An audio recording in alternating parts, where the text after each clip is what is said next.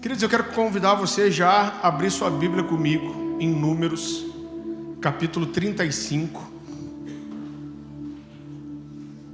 Eu quero compartilhar algo com você que eu não preguei aqui ainda. Isso é algo que eu aprendi com o pastor Luciano Subirá. Como eu ouvi do pastor Luiz Hermínio um dia, peguei a mensagem do Luciano, dei uma melhorada e vou pregar agora. Então eu quero que você vá comigo para Números 35. A partir do versículo 10.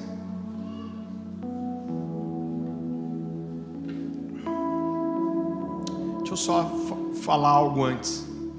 Queridos, vocês têm ouvido há 2 anos a gente falar que acredita que esse ano é uma virada de chave espiritual, que existe um despertamento vindo sobre o Brasil.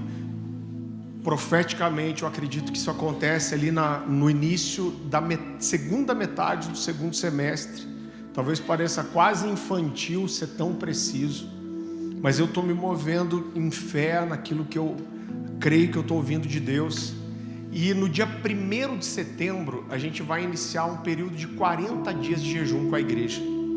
Tá? Não só isso, mas eu vou, inclusive, pedir a compreensão de vocês. Eu vou liberar os pastores do serviço durante o dia aqui na igreja. E por 40 dias a gente vai estar das 8 da noite às 2 da manhã, orando aqui todas as noites, com a igreja aberta. É uma forma da gente dizer: Deus, a gente está entendendo algo, nós queremos fazer parte disso, a gente quer dar a nossa resposta. Eu sei que faltam alguns meses, mas eu quero que você vá já gerando isso no teu coração, entendendo que tipo de jejum você vai fazer, porque eu tenho certeza que vai ser um tempo inesquecível. Amém? Números capítulo 35. A partir do versículo 10, a palavra do Senhor diz assim, é uma ordem de Deus, através de Moisés. Fala aos filhos de Israel e diz-lhes: quando passardes o Jordão para a terra de Canaã, aqui é quando eles vão entrar na terra prometida, acolhei para vós outros cidades que vos sirvam de refúgio, para que nelas se acolha o homicida que matar alguém involuntariamente. Palavra difícil, misericórdia. Involuntariamente. Essas cidades vos serão para refúgio do vingador do sangue, para que o homicida não morra antes de ser apresentado perante a congregação para o julgamento. As cidades que derdes serão 6 cidades de refúgio para vós outros, 3 dessas serão de refúgio. Estas 6 cidades para os filhos de Israel e para o estrangeiro e para o que se hospedar no meio deles, e para que nela se acolha aquele que matar alguém involuntariamente. Todavia, se alguém ferir a outrem com um instrumento de ferro e esse morrer, é homicida. O homicida será morto. Ou se alguém ferir a outrem com pedra na mão que possa causar a morte, esse morrer é homicida. O homicida será morto. Ou se alguém ferir a outrem com instrumento de pau que tiver na mão que possa causar a morte, esse morrer é homicida. O homicida será morto. O vingador do sangue, ao encontrar o homicida, matá-lo-á.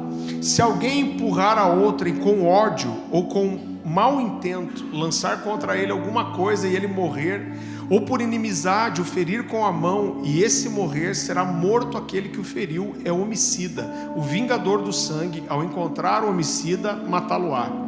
Porém, se o empurrar subitamente sem inimizade, ou contra ele lançar algum instrumento sem mau intento, ou não o vendo, deixar cair sobre ele alguma pedra que possa causar-lhe a morte e ele morrer, não sendo ele seu inimigo, nem o tendo procurado para o mal, então a congregação julgará entre o matador e o vingador do sangue, segundo essas leis, e livrará o homicida da mão do vingador do sangue e o fará voltar à sua cidade de refúgio, onde se tinha acolhido. Ali ficará até a morte do sumo sacerdote, que foi ungido com o santo óleo. Porém, se de alguma sorte o homicida sair dos limites da sua cidade de refúgio, aonde se tinha acolhido, e o vingador do sangue o achar para fora dos limites dela, se o vingador do sangue matar o homicida, não será culpado do sangue, pois deve ficar na sua cidade de refúgio até a morte do sumo sacerdote. Porém, depois da morte desse, o homicida voltará à terra da sua possessão. Essas coisas vos serão por estatuto de direito a vossa geração em todas as vossas moradas. Todo aquele que matar a outrem será morto, conforme o depoimento das testemunhas, mas uma só testemunha não deporá contra alguém para que morra. Não aceites resgate pela vida do homicida que é culpado de morte, antes será ele morto. Também não aceitareis resgate por aquele que se acolher à sua cidade de refúgio para tornar a habitar na sua terra, antes da morte do sumo sacerdote. Assim não profanareis a terra em que estais, porque o sangue profana a terra. Nenhuma expiação se fará pela terra por causa do sangue que nela for derramado, senão com o sangue daquele que o derramou. Não contaminareis, pois, a terra na qual vós habitais, no meio da qual eu habito, pois eu, o Senhor, habito no meio dos filhos de Israel. Queridos, eu quero mostrar para você que esse texto, além de ter uma aplicação para aqueles dias que falava do funcionamento social, de julgamento e de direito de proteção, né, no meio do povo de Israel, isso é também um apontamento profético, é uma figura da igreja no Novo Testamento, né? Mesmo que a gente não viva o Antigo Testamento como era vivido na época, a gente não pode descartá-lo, né? Então tudo, na verdade, a gente costuma dizer que o Antigo Testamento ele aponta para o Novo e o Novo explica o Velho, né? A gente tem muitas coisas no Antigo Testamento que não são cumpridas como eram naqueles dias, mas elas eram uma sombra de algo mais perfeito que viria. Então, por exemplo, no Antigo Testamento, o sangue de animais era derramado para a remissão dos pecados. Então o animal era sacrificado. A Bíblia diz que sem remissão, sem derramamento de sangue, não é a remissão de pecados. E com tudo isso, Deus estava apontando para algo. Deus estava falando da seriedade do pecado e que era necessário o derramamento de sangue para que o pecado fosse perdoado. Então hoje, nós não matamos mais animais, só para comer. Então hoje nós não matamos mais animais, mas nós nos apropriamos do sangue de Jesus, que é o nosso Cordeiro Pascal, que foi morto em nosso favor. Então, de certa forma, toda vez que nós chegamos diante do Senhor, pedimos perdão para Ele, nós estamos nos apropriando do sacrifício de Jesus e do sangue dele que nos purifica dos nossos pecados. Então a gente não deixa de apresentar essas coisas diante de Deus, mas de uma nova forma.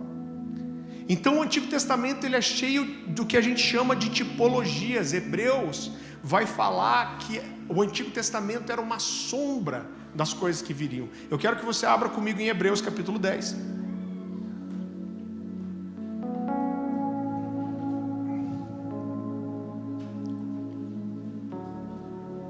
Hebreus capítulo 10, versículo 1.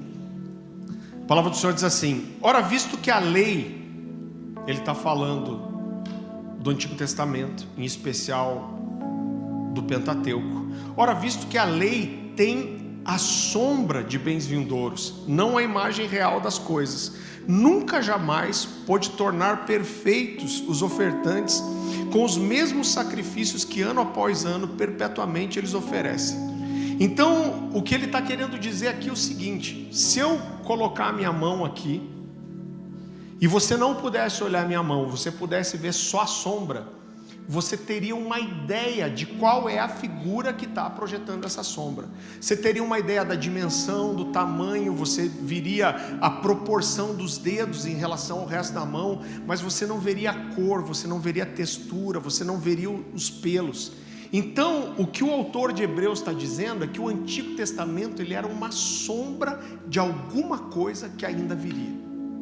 Ele era uma imagem imperfeita daquilo que viria. Você não precisa abrir, Colossenses 2,17 diz: porque tudo isso tem sido a sombra das coisas que haviam de vir. Então, querido, nós não cremos que a ordenança que Deus deu em relação às cidades refúgio seja algo que a gente vai cumprir ao pé da letra, mas sem dúvida ela é uma sombra de algo que viria. Ela é um apontamento sobre aquilo que é o papel da igreja nas nossas vidas. Romanos, você não precisa abrir também, Romanos capítulo 12, versículo 4, diz assim: Pois tudo quanto outrora foi escrito para o nosso ensino foi escrito, a fim de que, pela paciência e pela consolação das Escrituras, tenhamos esperança. Então, nunca acreditem em alguém que diz que você tem que descartar o Antigo Testamento, né? O Salmo vai dizer: a soma das tuas leis é a verdade. Por quê? Porque a Bíblia sempre precisa ser entendida como um todo, ela é uma mensagem só. Toda heresia que você vê surgir na igreja, toda distorção, ela vai aparecer como consequência de não se olhar o todo, mas pegar uma parte isolada e tentar tirar uma verdade só daquilo, desconsiderando o que mais a Bíblia diz a respeito daquilo. Então aqui, querido, Deus deu uma ordem específica para Moisés, para estabelecer 6 cidades depois que eles entrassem na terra. E na terra prometida. Eu quero te mostrar que existe um símbolo muito bem escolhido e muito claro aqui. Você não precisa abrir também. Êxodo 21, 23 a 25 diz assim: mas se houver dano grave, então darás a vida por vida, o olho por olho, o dente por dente, a mão por mão, o pé por pé, queimadura por queimadura, ferimento por ferimento e golpe por golpe. Então o que o texto está ensinando, e a lei aqui em Números e Deuteronômio, é que o sangue teria que ser pago com sangue, a morte teria que ser paga com a morte. Então se alguém matasse outra pessoa, essa pessoa precisava pagar com a vida. Hoje não é esse tipo de sentença que nós temos, né? Jesus diz, você não precisa abrir também, eu estou correndo só para conseguir passar todo esse conteúdo para você. Mateus 5, 38 a 41 diz assim: ouviste o que foi dito, olho por olho e dente por dente. E aí Jesus diz: eu porém vos digo, resistais ao perverso, mas a qualquer que te ferir na face direita, volta-lhe também a outra. E o que quer demandar contigo a tirar-te a túnica, deixa-lhe também a capa. Se alguém te obrigar a andar 1 milha, vai com ele 2. Então eu quero só deixar bem claro que a gente não está querendo voltar para a lei. Tudo que muda no Novo Testamento, a palavra de Deus deixa claro em relação a isso. Mas mesmo assim, por outro lado, a gente não descarta o Antigo Testamento. E ele é rico, ele é precioso, ele é a palavra de Deus. E ele se soma com o Novo Testamento para que a gente tenha uma compreensão completa. Então quando a gente olha para esse texto que a gente leu, ele está dizendo, eu vou resumir para você. Eu sei que às vezes o texto é longo, você corre o risco de se dispersar. Eles estavam entrando na terra prometida e Deus dá uma ordem de montar 6 cidades. Essas 6 cidades seriam cidades específicas para tratar desses crimes de morte. Então ele está dizendo, quando uma pessoa matar outra, existia o vingador do sangue. O que era o vingador do sangue? Era normalmente um parente. Então se alguém matasse meu irmão, eu tinha uma obrigação de ir atrás e vingar o sangue do meu irmão. Só que se essa pessoa matasse alguém, ele tinha o direito de correr para uma dessas cidades de refúgio. Havia um sacerdote que guardava a porta e guardava a cidade. Esse sacerdote escolhia acolher ou não essa pessoa, mas normalmente todos eram acolhidos. E quando ele era acolhido, ele ficava naquela cidade até 2 momentos. O primeiro, até ser julgado. Se houvessem testemunhas que comprovassem que ele matou alguém de propósito, ou seja, um assassino voluntário, ele perdia o direito de ficar na cidade de refúgio e ele era colocado para fora. E consequentemente, o vingador do sangue vinha e matava essa pessoa. Agora, quando o julgamento acontecia e era comprovado que ele cometeu um homicídio involuntário, né, é a mesma coisa, quem que é do direito aí? É como o homicídio doloso e culposo, é isso? Quem que é advogado para ajudar a gente aí? É isso? Doloso tem intenção e culposo não tem intenção. Então é exatamente a mesma coisa. Só que mesmo quando ele era absolvido do seu crime, ele tinha que ficar na cidade de refúgio até a morte do sacerdote.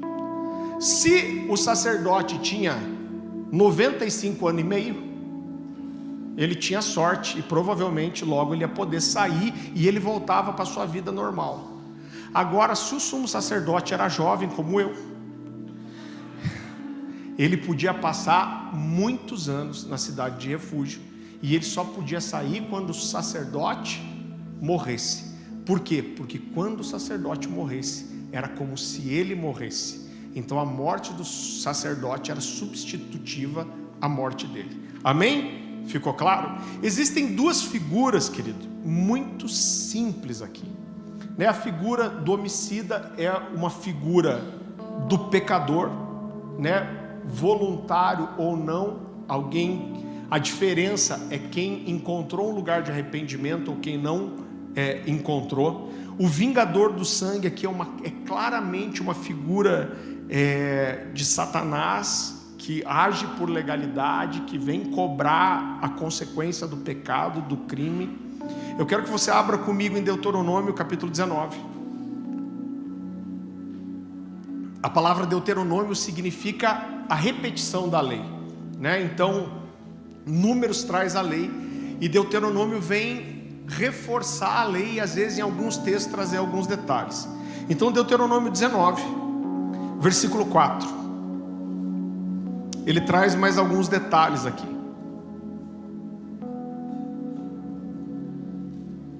A palavra do Senhor diz assim: esse é o caso no tocante ao homicida que nela se acolher. Ele está falando, está especificando situações em que o homicida vai ser acolhido. Nela se acolher para que viva aquele que sem querer ferir o seu próximo, a quem não aborrecia antes. Assim aquele que entrar com seu próximo no bosque para cortar lenha e manejando com impulso um machado para cortar a árvore. Irmão, esse texto é engraçado, eu quero dizer para você. O ferro soltar do cabo e atingir o seu próximo e esse morrer, o tal se acolherá em uma dessas cidades e viverá. Mano, é muito azarado o cara, Vamos falar a verdade. Vou ali cortar uma lenha, aí o cara está metendo o machado, pum, pá. É engraçado, Você não acha graça? Perdão, eu acho muito. Pensa, Moisés, deixa eu pensar aqui um exemplo bom, inspirado por Deus. O cara foi cortar, saiu voando o machado. Eu já imagino aqueles filmes de japonês ninja, Perdão, gente, minha criatividade. Onde eu estava, tal colherá as cidades e viverá, para que o vingador do sangue não persiga o homicida quando se lhe enfurecer o coração e o alcance por ser cumprido o caminho e lhe tire a vida, porque não é culpado da morte, porque não o aborrecia antes. Então o que a gente tem que entender aqui é que se alguém matasse o seu próximo, independente de ser voluntário ou não, de ser um homicídio culposo ou doloso, a vida dessa pessoa ia mudar completamente. Ela precisava largar tudo que ela tinha, sua família, seus bens, e ela precisava correr para uma dessas cidades de refúgio antes que os vingadores do sangue não alcançassem. Então ele ficava, como eu falei, nessa cidade até ser julgado, e quando ele fosse julgado, se ele fosse inocente, ele permanecia até a morte do sumo sacerdote.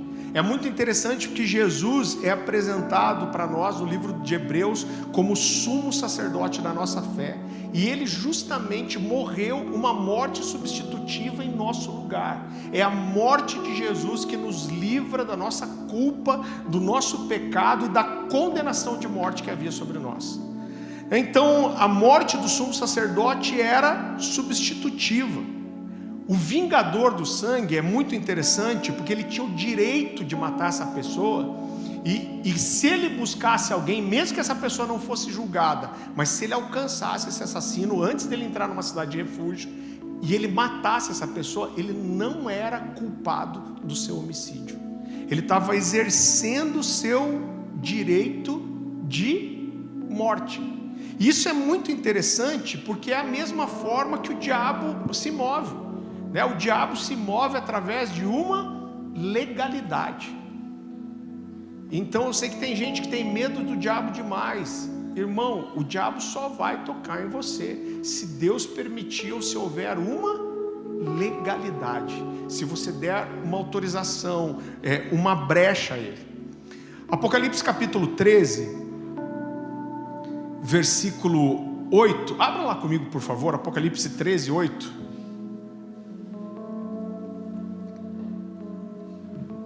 Fala uma coisa interessante sobre o número 6. Eu sei que as pessoas associam muito o número 6 ao diabo. O número 13 às vezes também. Perdão, gente, perdão.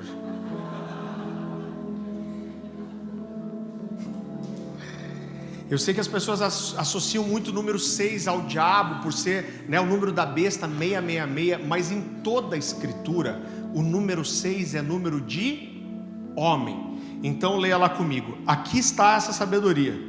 Aquele que tem entendimento, calcule o número da besta, pois é número de homem. Ora, esse número é 666.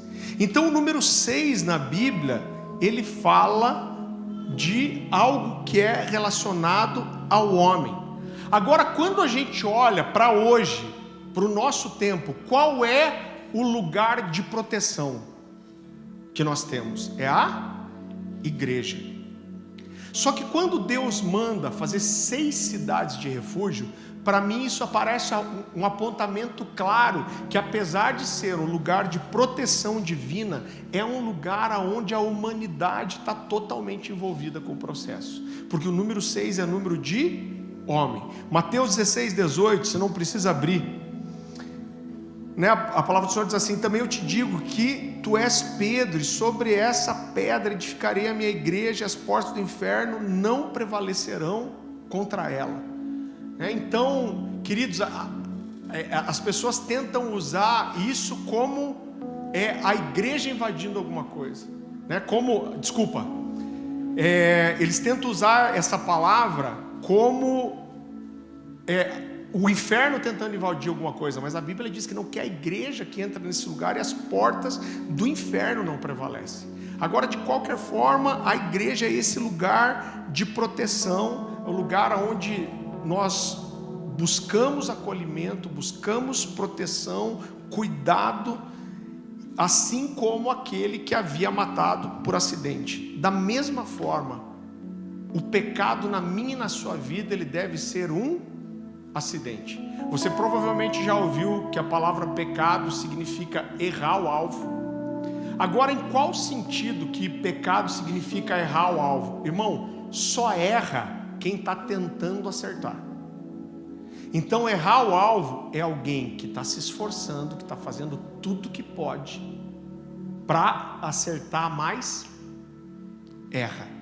Esse é o que tem direito de estar na cidade de refúgio. Você vai entender isso depois, quando eu for desenvolvendo e falando sobre quem tem o direito de estar na igreja ou não, né? Então, aquele que peca e quer continuar pecando, esse perde o direito de estar dentro de uma cidade de refúgio. Eu quero que você abra comigo em 1 Coríntios capítulo 5.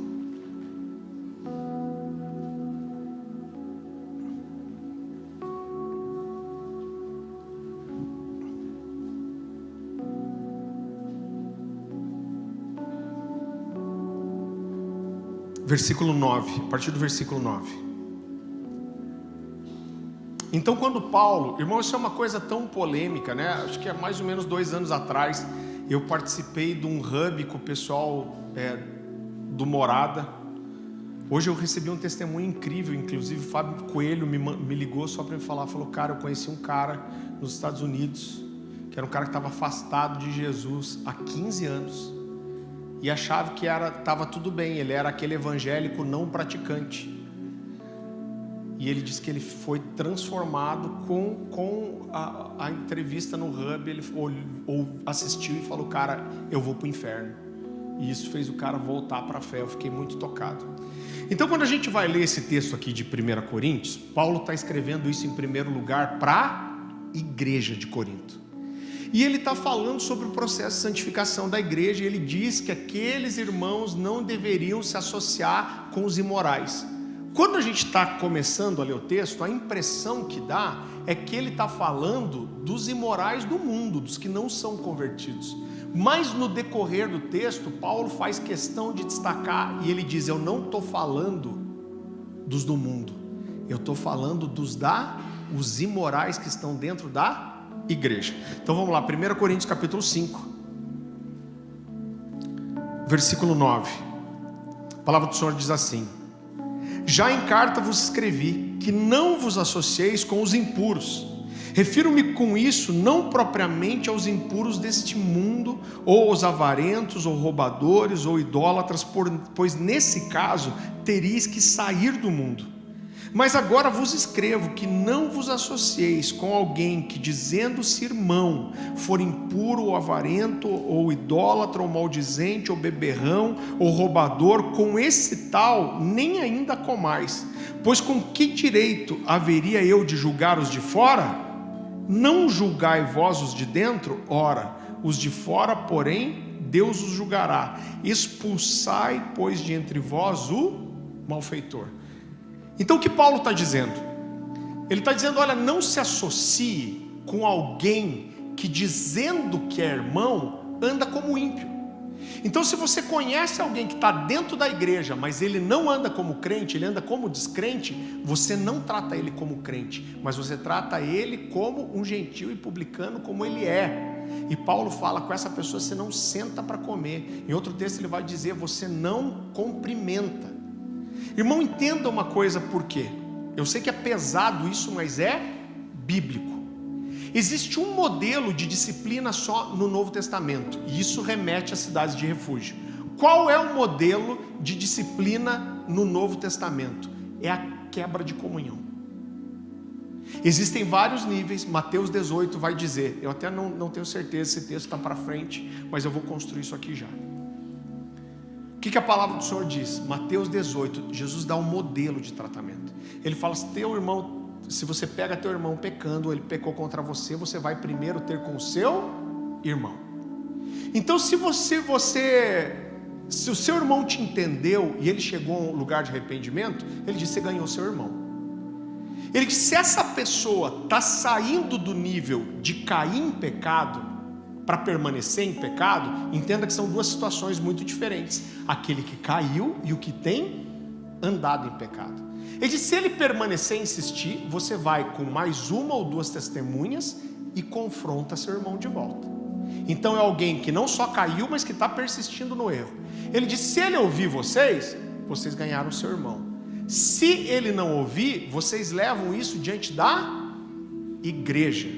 E se ele não ouvir também a igreja, vocês o tratem como gentil e publicano. Ele está falando o quê? Como alguém separado do corpo de Cristo. Então é claro, querido, que mesmo nesse nível, eu estou saindo um pouco da mensagem, mas eu gostaria de amarrar isso para você. Mesmo o mais alto nível de disciplina, que é quebrar a comunhão com alguém, tem como objetivo ganhar a vida dessa pessoa. Então tem outro momento que Paulo fala assim para os coríntios também. E ele diz, olha, eu já adverti vocês. Ele está falando, existe alguém entre vocês que teve relações sexuais com a esposa do pai. Com certeza não a mãe aqui, mas uma madrasta. E ele está dizendo, olha, há iniquidade entre vocês, coisa que eu não vi nem no mundo. E ele diz, eu já mandei vocês e vocês não me obedeceram. E ele diz, então, diante de Deus, a próxima vez que vocês se reunirem, expulse do meio de vocês o que cometeu tal ato. Ele diz, porque eu já entreguei o corpo dele a Satanás. Ele está dizendo que vocês ligarem na terra, será ligado no céu. O que ele está dizendo? Ele está retirando a cobertura dessa pessoa. Ele está dizendo, quando o vingador do sangue vier atrás dele, não existe proteção. Ele foi expulso. Agora Paulo diz o objetivo disso. Ele diz, olha, eu entreguei o corpo dele para Satanás, porque talvez se o corpo for tocado, ele encontre um lugar de arrependimento. Mesmo o mais alto nível de disciplina tem como objetivo, talvez, alcançar o coração dessa pessoa. A gente comete um erro muito básico na igreja, que é assim, você tem alguém aqui que está vivendo uma vida de pecado, abraçando o pecado e a imoralidade, e a gente diz assim, não, é melhor aqui do que lá fora, porque pelo menos ele está aqui, ele está ouvindo a verdade, vai que uma hora ele entende. Só que com isso, querido, quando nós tratamos a pessoa que está escolhendo o pecado como se tivesse tudo bem, a gente está atrapalhando o processo de conversão dessa pessoa. Está dizendo, estou levando minha vida do jeito que eu quero e está tudo certo, estou aqui no meio dos irmãos. Esse é o primeiro problema. E o segundo é, escute o que eu vou te falar, não existe campo neutro. Jesus disse assim, aquele que comigo não ajunta, espalha. Aquele que está no meio da igreja, se ele não se santifica, ele contamina os outros. Então, se você tem alguém que é adúltero, que é homossexual, que seja o que for, né? As pessoas às vezes me dizem, vocês tratam os pecados sexuais como se fosse diferente. Para Deus não tem pecado, nem pecadinho, nem pecadão. Eu queria saber de onde que tiraram isso. E Jesus diz assim, aquele que traiu o filho do homem, maior pecado cometeu. Peraí, se tem o maior, tem menor. Quando você olha para o Antigo Testamento, tinham pecados que eram tratados de forma diferente. Tinham coisas que eram impurezas, que tinham que ser purificadas. Tinha pecado que tinha que ser expiado e tinha pecado que não tinha perdão. Quais eram os pecados? Foi pego em adultério com 2 ou 3 testemunhas, era apedrejado. No Novo Testamento Paulo vai dizer que quem peca para fora do corpo, mas quem comete a imoralidade sexual peca para dentro. Então não venham me dizer que é tudo igual, porque não é. Tudo é pecado e tudo traz condenação. Agora, o pacote de coisas que envolvem o nível de comprometimento do nosso coração, que tem esses níveis de pecado, são muito diferentes. Então, quando uma pessoa está aqui dentro e ela rejeita a verdade, ela não quer transformar a sua vida, se a gente aceitar isso, ela vai contaminar, irmão. Então, para mim, pode entrar aqui o pior cara que for. Eu já tratei assassino, eu já tratei estuprador, e eu creio que todo mundo tem jeito. Agora, o cara que quer entrar aqui dentro, ele não quer mudar de vida, ele não tem o direito de estar aqui. E se a gente não tratar isso da forma certa, ele vai contaminar a outros. Então é muito triste, porque a gente vive um tempo, querido, que a igreja tem sido banalizada. E muito porque a igreja perdeu vários princípios para acolher gente. Então eu sei, porque eu estou rodando, querido, esse Brasil e para fora há muito tempo. Sabe, você vê muitas coisas assim. Um cara na igreja que às vezes é um grande investidor financeiro da igreja. Vou falar, bater a real aqui. Quantas vezes eu vi isso? O cara está lá, ele faz parte de algum conselho da igreja. Por quê? Porque é um cara, um empresário, e ele banca. Ninguém nunca confronta a vida desse cara, porque se eu confrontar a vida dele, ele vai embora da igreja. Eu não quero que ele saia, porque ele ajuda a sustentar a igreja. Eu não vou confrontar o irmãozinho aqui que está em pecado, porque senão ele vai ficar chateado, ele vai desviar. Chuta que é macumba, chuta que é laço. Então a gente acabou, querido, abrindo mão de várias coisas e comprometendo que é a igreja de verdade, a ponto, eu fiz isso uma vez só, de desligar um casal da igreja.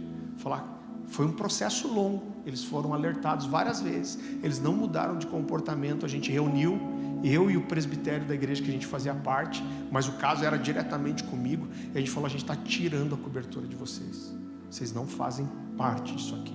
Vocês não estão ligados a esse corpo, e nós não temos responsabilidade nenhuma diante de Deus sobre a vida de vocês. Aí eles perguntaram, a gente não pode nem vir na igreja? Eu falei, a igreja é aberta, vocês podem vir quando quiser, mas nós não temos responsabilidade em relação à vida de vocês. Mas quando a gente abre mão dessas coisas, eu vejo que a gente se afastou tanto de alguns princípios, que isso escandaliza a maioria das pessoas, porque a gente vai pondo alguns achismos. O que é achismo? Não é melhor que esteja aqui do que estando lá fora. Quem disse? Então a igreja é para quem quer mudar de vida ou tem uma vida santificada. Agora, para o vida torta que não quer mudar, esse cara vai achar o que fazer em outro lugar. Então, querido, algumas pessoas acham que podem viver da forma que quiserem e conviver na igreja como se tudo estivesse bem. A impressão que eu tenho é que há alguns anos a gente tinha na igreja várias pessoas que estavam completamente afastadas de Deus, mas elas escondiam isso e tentavam passar uma imagem de crente. O tempo que a gente vive hoje é pior, porque a gente tem um monte de gente que está longe de Deus, mas não esconde isso de ninguém e quer provar que está tudo bem. Você não pode me julgar, você não conhece meu coração. Deus passa os panos nas coisas que eu faço. Então as pessoas estão erradas e estão querendo nos convencer de que estão certas. Eu quero que você leia outro texto comigo. Deuteronômio 19, 1 a 13.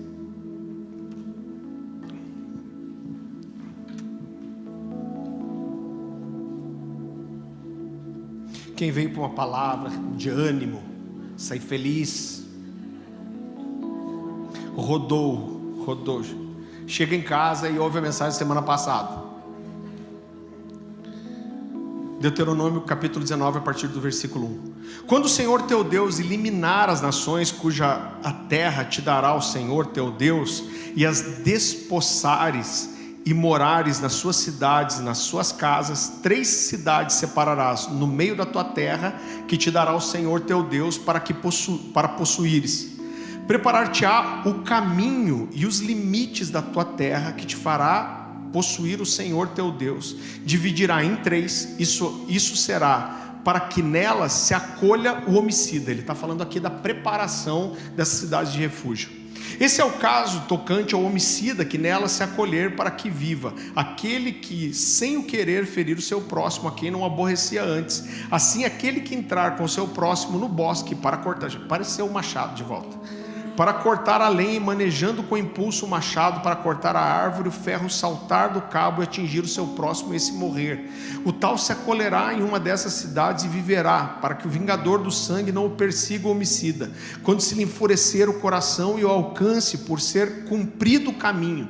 Então ele está dizendo aqui que se o caminho for cumprido até a cidade de refúgio, o homicida pode alcançá-lo antes que ele consiga abrigo. Cadê? Me perdi. Os limites.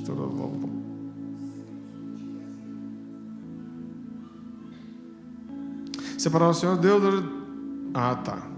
Portanto, te ordeno, 3 cidades separarás, se o Senhor teu Deus dilatar os teus limites, como jurou a teus pais, e te der toda a terra que lhes prometeu, desde que guardes todos esses mandamentos que hoje te ordeno para cumpri-los, amando o Senhor teu Deus e andando nos seus caminhos todos os dias. Então acrescentará outras 3 cidades, além dessas, para que o sangue inocente não se derrame no meio da tua terra, que o Senhor teu Deus te dará por herança, pois haveria sangue sobre ti. Então Deus faz algo muito simples. Ele manda colocar 3 cidades de um lado do Jordão e 3 de outra. Por quê?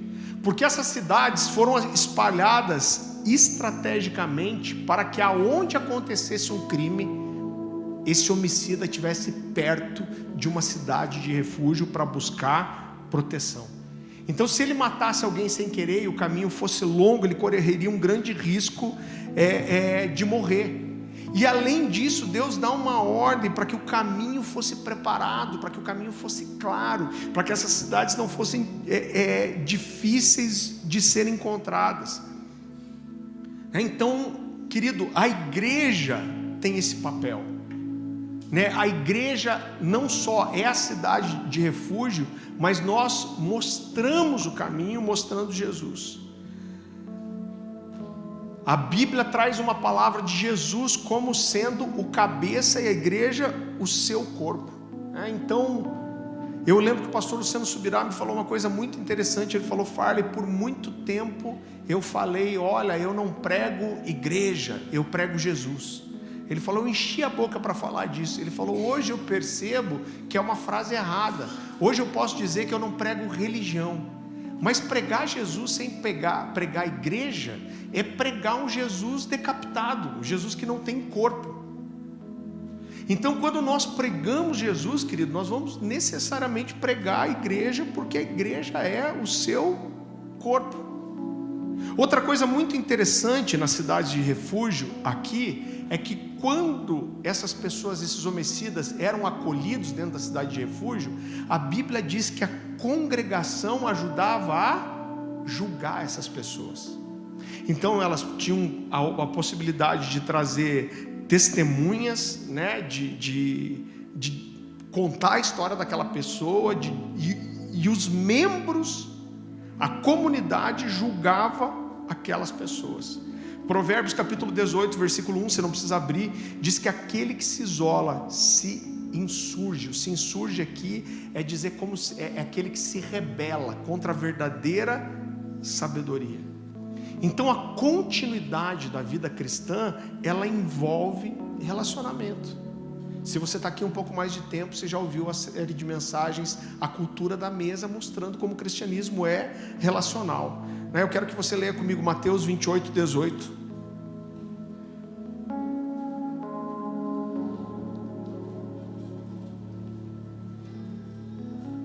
A palavra do Senhor diz assim: então Jesus aproximou-se deles e disse: foi-me dada toda autoridade nos céus e na terra, portanto vão e façam discípulos de todas as nações, batizando-os em nome do Pai, do Filho e do Espírito Santo, e ensinando-os a obedecer tudo que eu lhes ordenei, e eu estarei para sempre com vocês até o fim dos tempos. Eu cresci ouvindo que a grande comissão da igreja é ir e pregar o evangelho. Eu quero dizer que ir pregar o evangelho é parte da grande comissão, mas a grande comissão integral é ir pregar o evangelho e fazer discípulos, batizar, ensinar a guardar tudo que o Senhor ordenou. Então a continuidade da vida cristã, ela sempre vai envolver o relacionamento. Não existe, querido, o processo de conversão genuíno onde eu quero estar sozinho. Eu quero que você vá comigo para Josué capítulo 20.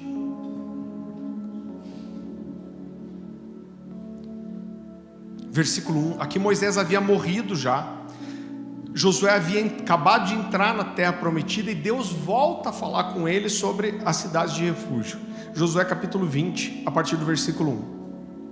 A palavra do Senhor diz assim: disse o Senhor a Josué: diga aos israelitas que designem as cidades de refúgio, como lhes ordenei por meio de Moisés, para que todo aquele que matar alguém sem intenção e acidentalmente possa fugir para lá se proteger-se do vingador da vítima. Quando o homicida involuntário fugir para uma dessas cidades, terá de colocar-se junto à porta da cidade e expor o caso às autoridades daquela cidade. Eles o receberão e lhes darão um lugar para morar entre eles. Então o cara, ele não precisava só chegar na cidade. Quando ele chegasse, ele seria recebido por um sacerdote. É muito interessante porque esses sacerdotes aqui, eles eram os anciãos que cuidavam da porta. A palavra presbítero no Novo Testamento é ancião. Então eu vejo que os pastores hoje, que são aqueles que abrem as portas da igreja, são uma figura clara desses sacerdotes que ficavam cuidando da entrada da cidade de refúgio. Da mesma forma, o pastor é essa porta de entrada, quem acolhe, quem recebe, e é o responsável, inclusive por ter esse governo da igreja, por entender quem deve permanecer ou não.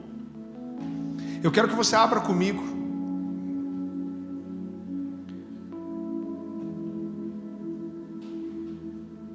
em 1 Timóteo capítulo 4, é um texto muito conhecido. Versículo 12. Paulo está escrevendo para Timóteo, ele diz: ninguém te despreze pelo fato de você ser jovem, mas seja um exemplo para os fiéis, na palavra, no procedimento, no amor, na fé e na pureza. Então quando a gente vê esses anciãos no Novo Testamento, a palavra presbítero é ancião, não fala necessariamente de alguém que era velho, como nas cidades de refúgio, mas fala de alguém que tinha uma maturidade espiritual. Em 2 Coríntios capítulo 3, versículos 15, Paulo vai falar sobre Timóteo, que é quase um consenso entre os estudiosos. Tinha cerca de 19 anos aqui quando sai para viajar com Paulo. Paulo fala dele assim: desde a sua infância você conhece as sagradas escrituras. Ele está dizendo: você é alguém que é jovem, mas você é maduro na palavra, você tem entendimento, você é alguém que tem esse papel de maturidade, né? Então, Como os anciãos eram aqueles que estendiam a proteção para quem chegava, o pastor faz esse mesmo papel, essa mesma função. É algo muito interessante, querido, que Deus, mesmo escolhendo a igreja como esse lugar de proteção, ela envolve o elemento humano, como a gente falou, número 6 é número de homem, e isso faz com que a igreja seja falha. Eu lembro que uma vez uma pessoa chegou para mim assim e falou: pastor, eu estou com um problema aqui na igreja, você não vai acreditar. Ela tinha certeza que ela ia me trazer uma grande novidade. Ele falou: deixa eu falar abaixo aqui, pastor, eu vi coisa aqui entre as pessoas da igreja que nem no mundo eu vi. Eu falei: irmã, você acha que é novidade? Paulo já falou a mesma coisa lá na igreja primitiva. Ele falou: eu vejo que há iniquidade entre vocês que não é visto nem entre os ímpios. Então a igreja, querido, ela é sim um lugar que existe falhas. O pastor Luciano costumava dizer: olha, não existe a igreja perfeita, e se por acaso um dia você encontrar uma, não vá para lá, porque senão você vai estragar.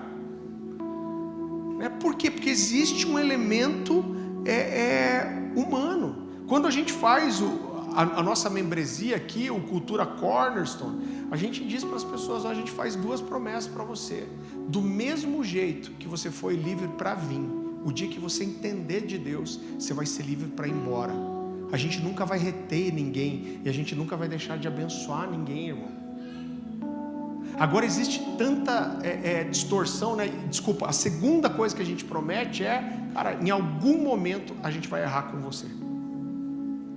Eu lembro que eu falei isso uma vez e alguém falou: pastor, deixa eu entender, tudo bem que você pode errar, mas prometer que você vai errar? Eu falei: gente, a gente vai errar tentando acertar, e a gente vai tentar cometer só erros novos, mas a gente é criativo, saiba disso. Mas nós somos falhos, irmãos. Agora existe uma coisa que cura a igreja, não é a gente falhar com as pessoas, mas é a gente conseguir voltar atrás, olhar nos olhos e falar: me perdoe, eu errei com você. Então eu quero dizer para você que essa aqui é uma igreja onde a liderança, os pastores erram, mas a gente sabe pedir perdão, e a gente não tem problema nenhum de você chegar e falar: você errou comigo, eu estou triste com você, eu estou chateado com você, porque isso é ser família. E o elemento humano, querido, sempre vai trazer erro, O ambiente de amor não é um ambiente onde não existe falha, mas é um ambiente onde o amor, ele é maior do que as falhas. É onde eu posso olhar no teu olho e falar: cara, me perdoa, porque eu errei com você.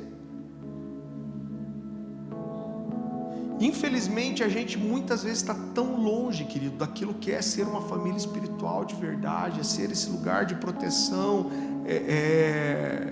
de cuidado. Por um lado, por outro, às vezes a gente pinta uma imagem da igreja que é uma coisa irreal. Eu lembro de uma história que o pastor Luciano falava também. Ele disse que uma vez chegou uma senhora da igreja e falou para ele assim: pastor, eu estou saindo da igreja. E ele falou: mas por que? Aconteceu alguma coisa? Ele falou: tal pessoa, não sei o que, me desentendi, briguei. Ele falou assim: e uma igreja não pode ser assim sem amor. Ele falou: a senhora vai sair da sua família também? Ela falou: por que, pastor? Do que você está falando? Ele falou: a senhora ama seu marido? Ela falou: claro que eu amo. Ele falou: mas eu sei que vocês vivem fechando o pau lá. E daí porque vocês brigam é porque não tem amor? Não, mas a gente se acerta. Ela falou: a igreja é exatamente a mesma coisa. A prova de que existe amor entre nós não é o fato da gente não se desentender e não brigar, mas é o nosso amor, ele é maior do que as nossas diferenças, e a gente sabe voltar atrás, pedir perdão, dizer que ama e se esforçar para consertar.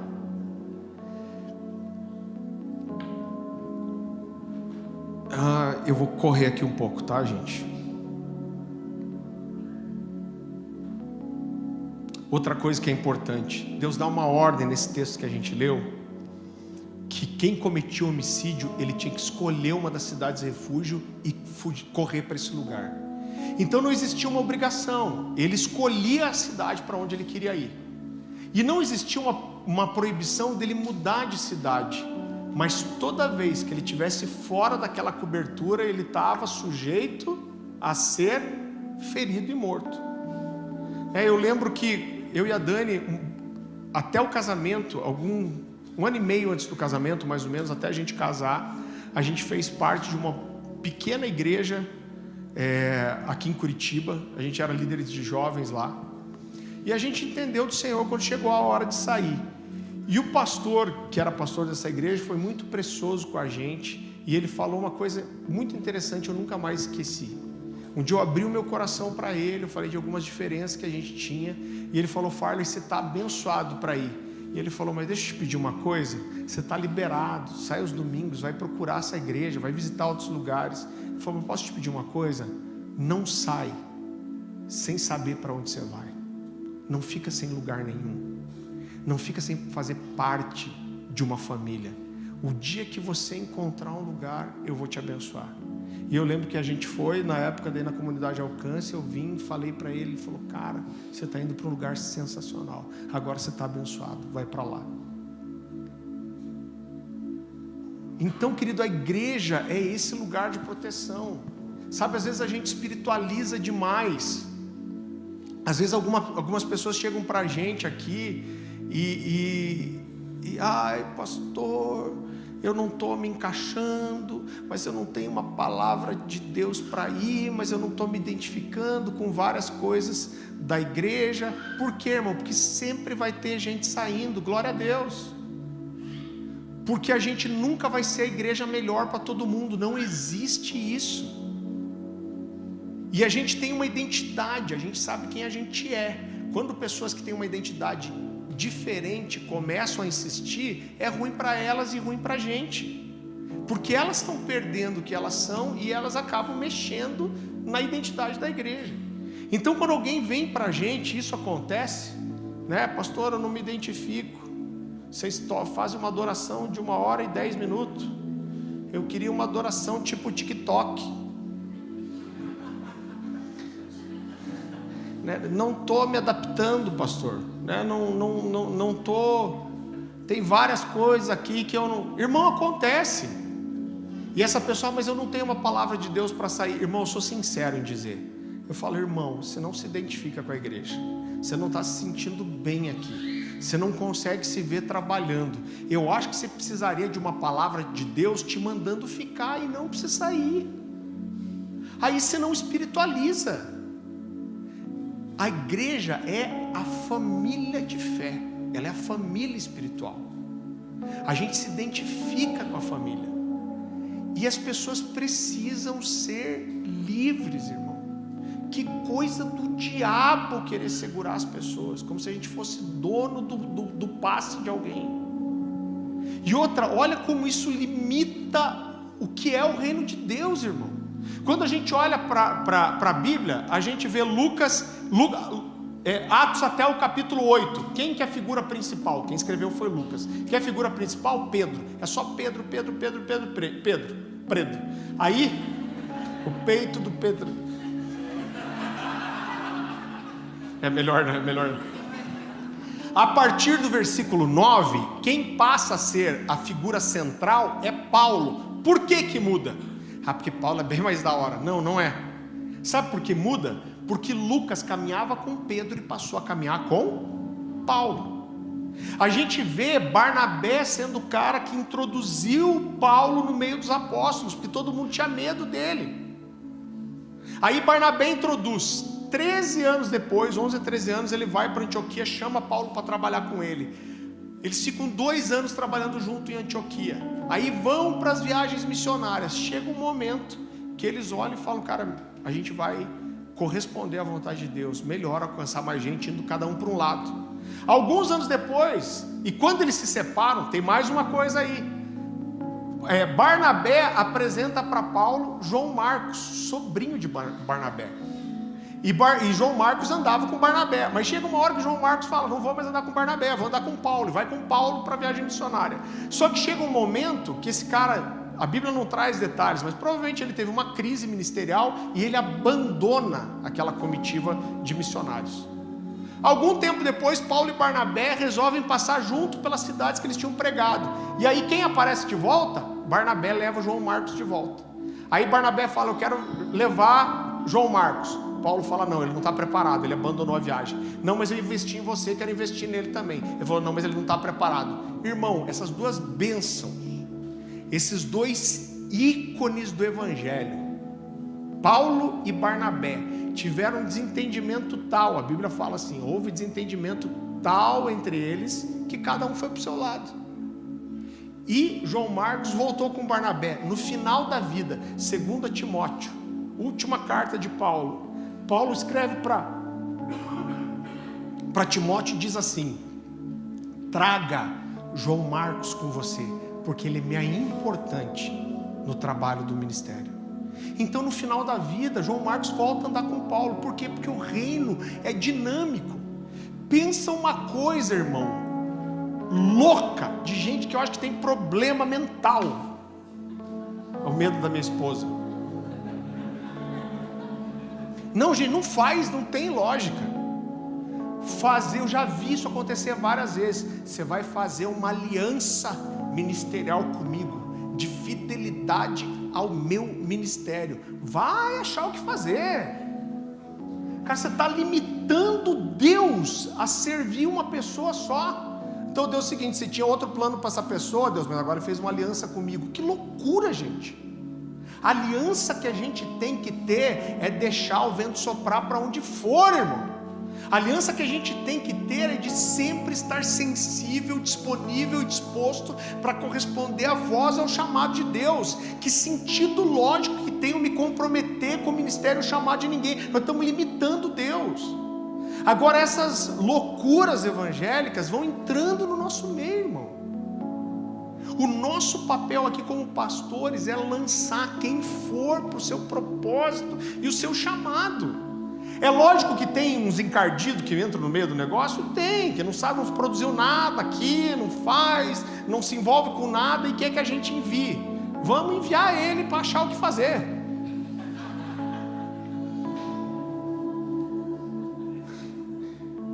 Mas o nosso coração, as pessoas que andam conosco tem que ser como flechas que a gente lança. Eu faço uma promessa aqui com testemunhas: a gente nunca vai segurar ninguém. Eu já discuti com alguns pastores amigos sobre isso, e eles me perguntaram assim: tá, mas se a pessoa vem e diz que ouviu de Deus, eu não vi nada. Eu falo: Deus tem que falar com ele, não é com você, é ele que Deus está enviando. Deus pode até testificar no seu coração, mas é a vida dele. A primeira pessoa com quem Deus tem que falar é ele. Tá, mas e quando a gente vê que o cara tá errando? Eu falei: ó, se você vê que ele está errando, você pode até falar isso para ele, que você acha que não é a decisão mais certa, mas mesmo assim é a vida dele, ele tem inclusive o direito de errar. Então se um dia você chegar para a gente e falar: pastor, Deus me falou tal coisa, vou para tal lugar, eu posso até achar, eu vou falar com muito jeitinho com você, falar: cara, você tem certeza? Você tem certeza que é Deus que não está te mandando, que está te mandando? Você tem certeza que você não quer sair só por causa do problema que você está com aquela pessoa mal resolvida? Não, pastor, Deus está me mandando. Eu posso acreditar de todo o meu coração que ele está errando, mas é direito dele, e eu vou abençoar, e eu não vou segurar ninguém, porque as pessoas são livres. Então, queridos, existe gente que se converte e fica a vida inteira no mesmo lugar. Tem gente que se converte, fica 1 ano, 2, muda. O que importa é você corresponder ao que Deus tem para você e estar sensível. Alguém me disse um dia, cheio de fé: eu não acredito em mudança de igreja, só se Deus te mandar para outra cidade. Eu falei: que bonito. Põe na Bíblia, porque não tem. Escreve tipo bonitinho, tipo salmo ou provérbio, mas acrescenta, porque a Bíblia não diz isso. Então, queridos, a igreja é esse lugar de cuidado, de proteção, de zelo. E eu creio de todo o meu coração que algo que é uma característica dessa estação espiritual que a gente está entrando, é que Deus está renovando o nosso amor pela igreja, querido. Quando eu falo de igreja, não é do CNPJ, não é do prédio, mas é o que é ser igreja, o que é mesa, o que é relacionamento. Eu quero que você entenda uma coisa a nosso respeito: a gente nunca vai forçar ninguém a trabalhar aqui e se envolver. Se você vem para cá e você quer ficar num cantinho, a gente vai tentar dar uma cutucada em você. Mas se falar assim, cara, eu fui ferido, eu estava numa igreja estilo pirâmide de Bitcoin, e eu estou machucado, não quero me envolver com nada. Nós vamos respeitar você, nós vamos cuidar do seu coração. A gente nunca vai te forçar a nada, mas não fica sozinho. Vim aqui domingo bater seu cartão, trazer seu dízimo e oferta, não é essa igreja. Igreja é se relacionar, é abrir a casa, é ir para a mesa, é ter conflito, irmão. A Bíblia diz: como o ferro afia o ferro, assim o amigo afia o seu amigo. Essa semana passada a gente atendeu, né? Estava com uma pessoa que falou assim: olha, eu fazia parte da liderança de tal igreja e nenhum de nós tinha autoridade para dar aconselhamento a qualquer outra pessoa. What? Falei, como assim, gente? Não podia, porque quem tem autoridade de direção são os pastores. Falei, meu Deus, gente, aconselhai-vos, exortai-vos mutuamente uns aos outros. Quando vos reunis, um tem salmo, outro tem isso, outro tem aquilo. O mutuamente é ser igreja. Olha que loucura, gente, é muita gente louca nessa vida, gente. Rasga a Bíblia. Então ser igreja é se entregar para esse nível de cobertura e relacionamento. Sabe, eu aprendi uma coisa tão especial. Eu quero que você abra comigo, é um texto muito conhecido, mas vá lá comigo em Tiago capítulo 5.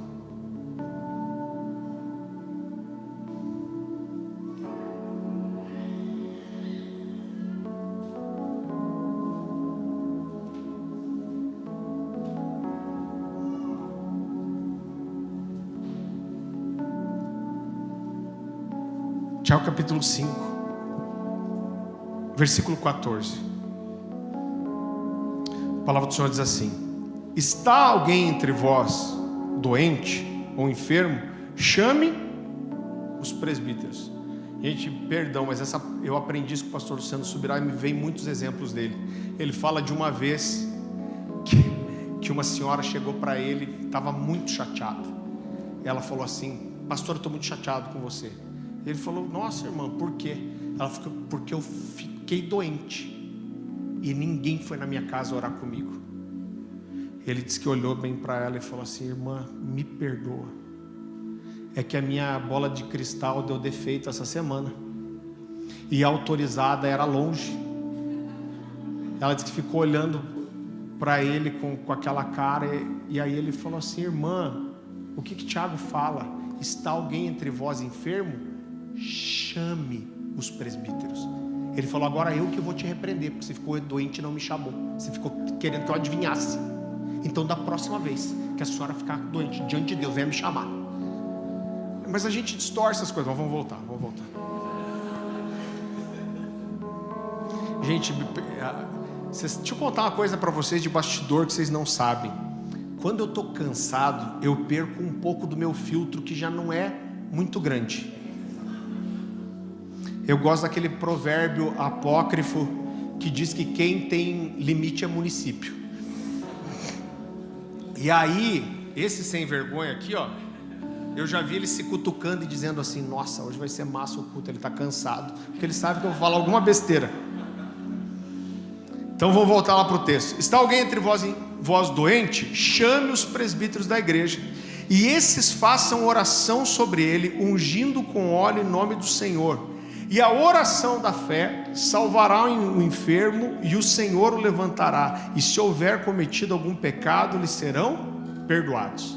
Querido, eu não posso provar para você que essa interpretação é a única interpretação, mas no mínimo, o que eu vou te dizer aqui é muito curioso, e o pastor Luciano aprendeu isso com o pessoal da Itália, uma compreensão que eles tinham. A Bíblia diz assim: estando alguém entre vós enfermo, chame os presbíteros. Aí diz o que?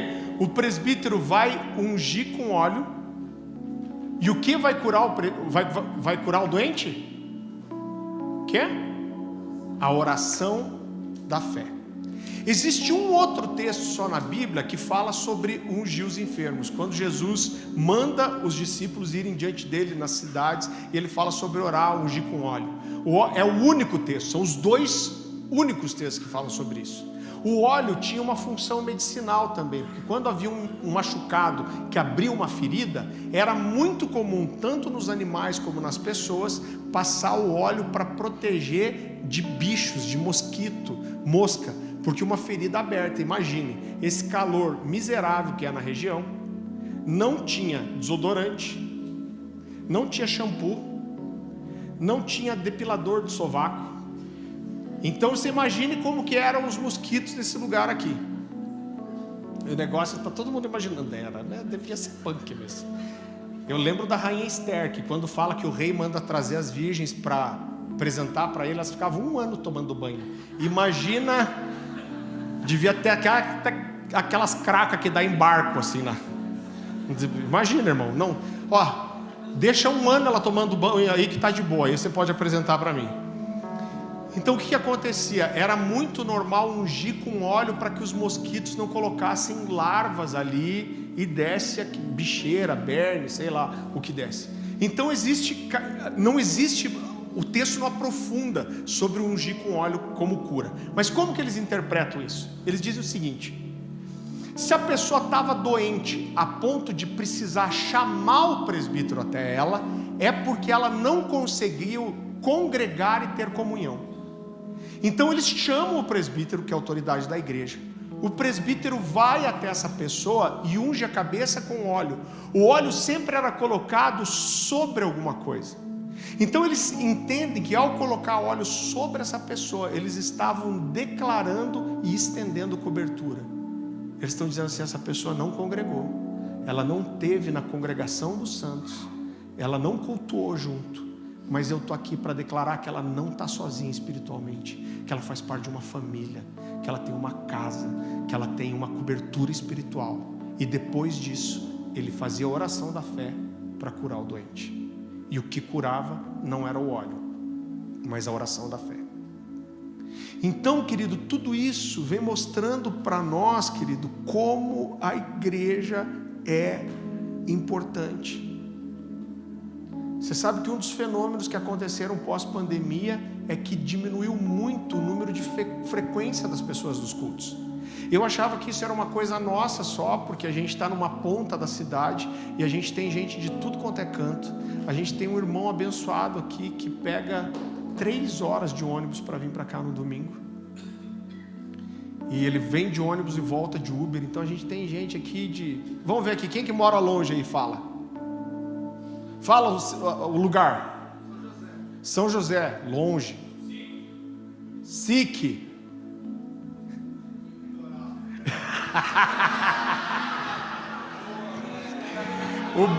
Aí, Black, essa aqui é a sua casa mesmo, Black, é isso aí. Ele vem do litoral para cá para assistir, é isso aí, gente.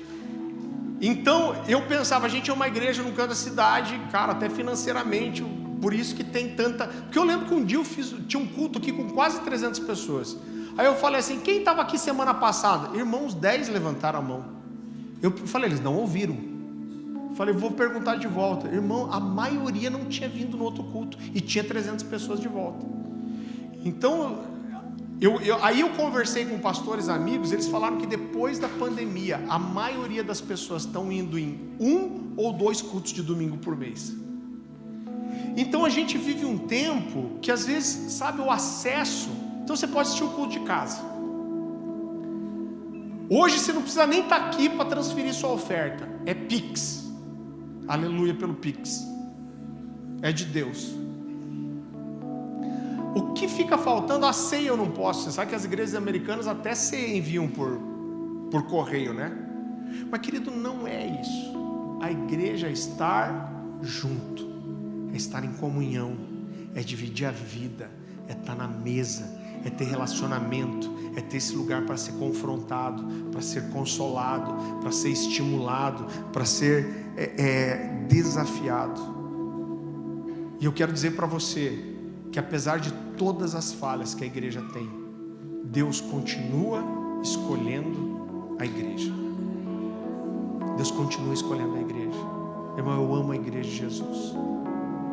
Eu amo a igreja de Jesus. Eu acabei de sair de viagem, de voltar de viagem. Eu estou cansada.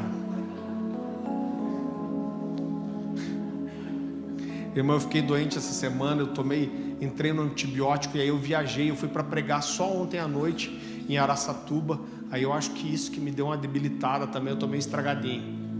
E eu vou te dizer, eu gosto de viajar. Quando eu vejo o que Deus fez nessa igreja de ontem lá, foi muito precioso. Sei que Deus me usou lá, mas eu amo estar na igreja.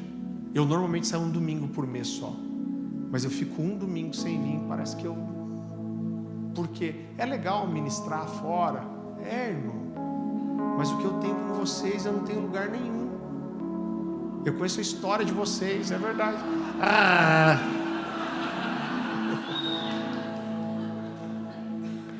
Ter a oportunidade de ver, acompanhar os casais casando, apresentar os filhos, sabe, isso que a gente tem é mesa, é relacionamento. Isso quem só viaja não tem, nunca vai ter. Então isso é igreja. Eu amo a igreja.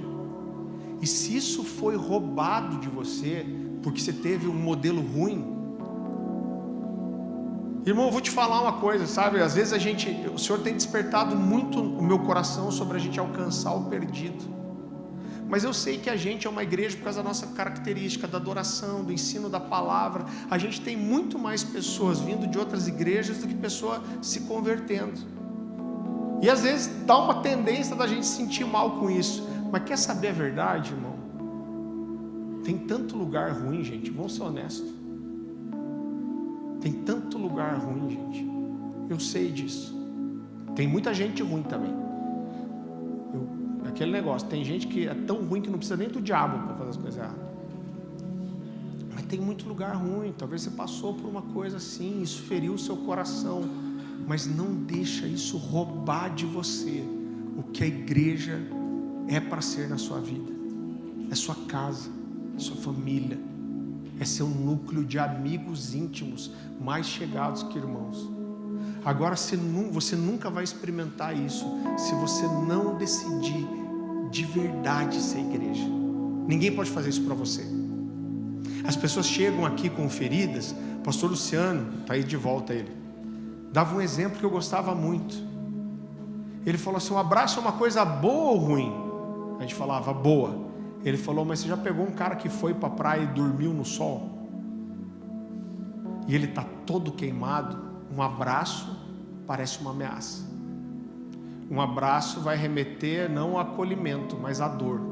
Às vezes você veio de um lugar todo arrebentado, ferido, e você saiu lá da sua antiga religião, lá da sua antiga igreja, mas a igreja não saiu de você, porque você trouxe todas as feridas juntos.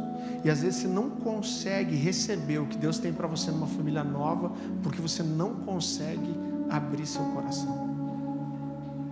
Você está com medo de sofrer de volta, de ser abusado de volta, de ser enganado de volta. Não deixa isso roubar você. Queria que você abaixasse sua cabeça, fechasse seus olhos.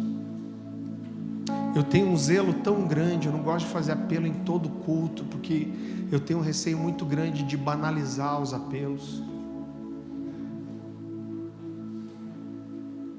Mas se essa mensagem falou seu coração e você entende que você traz resquícios no seu coração ainda, e talvez você não conseguiu entregar seu coração como você gostaria, nessa casa ou aonde você estiver, eu não queria que você saísse daqui sem a gente poder te dar um abraço e orar com você.